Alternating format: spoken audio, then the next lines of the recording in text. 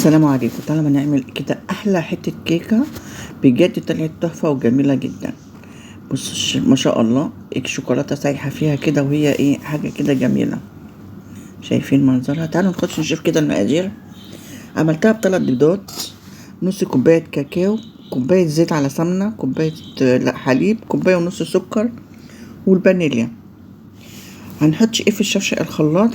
نشوف كده نحط ايه. حطينا الحليب الاول، حطيت السكر، حتى كوبايه ونص سكر علشان الكاكاو طبعا دلع، عشان كده زودت له سكر. هضربهم في الخلاط. انا حطيت السكر واللبن والكاكاو، هنضربهم ضربه كده، وبعد كده نشوف هنحط ايه تاني. تطلع تحفه جدا بجد، طلعت حلوه. معايا هنا كوبايه سمنه على زيت،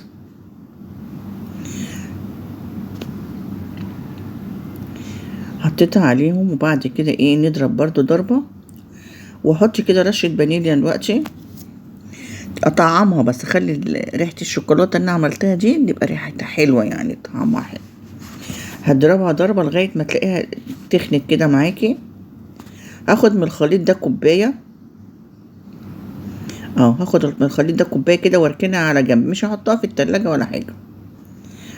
بصوا، خدت كوبايه من الخليط ده، هركنها كده على جنب.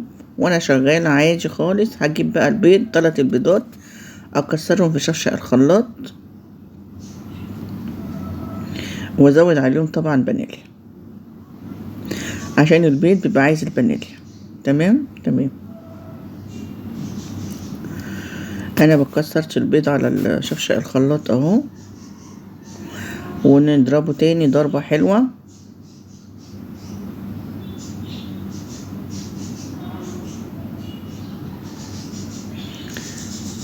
ضربته ضربة حلوة جدا، هنركنه كده على جنب.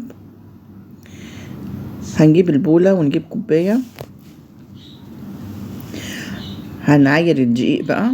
هحط 3 كوبايات دقيق،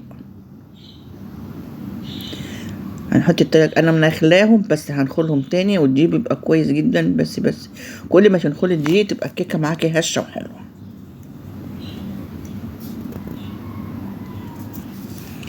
دخلتهم كده،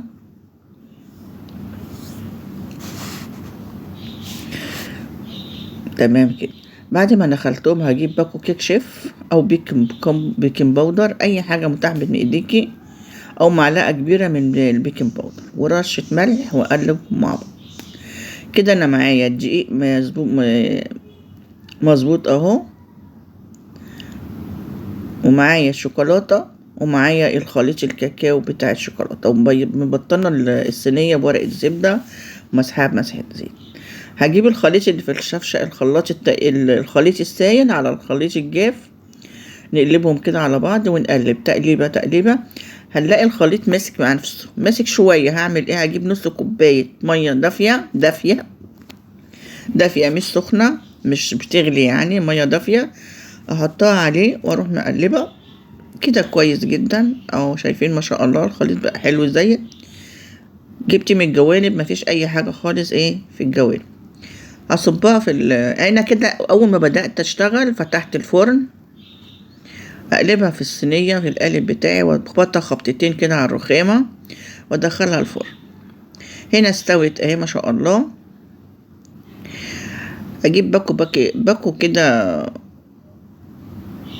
كريم شانتير على نص كوبايه ميه متلجه، واديهم ضربه. ميه متلجه او لبن حليب متلج يعني، بس لازم يكون ساقع يعني. شايفين لف معايا اهو. ركنته على جنب،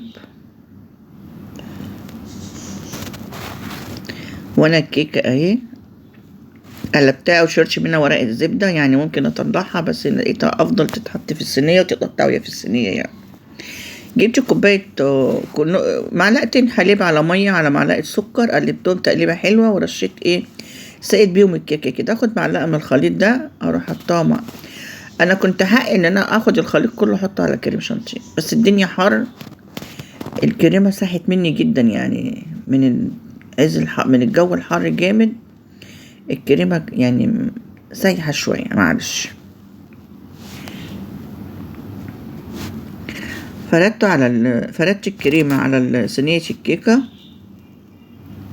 فردة حلوة كده.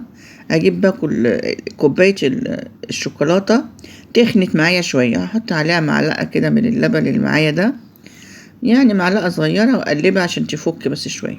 بصوا كده جميلة جدا، حلوة كده صح. بس انا بقى ايه سيئة، قلبتهم على بعض بقى ومسحتها كده بحرف المعلقة، كانت كده تبقى احلى يعني. بس اللي حصل يعني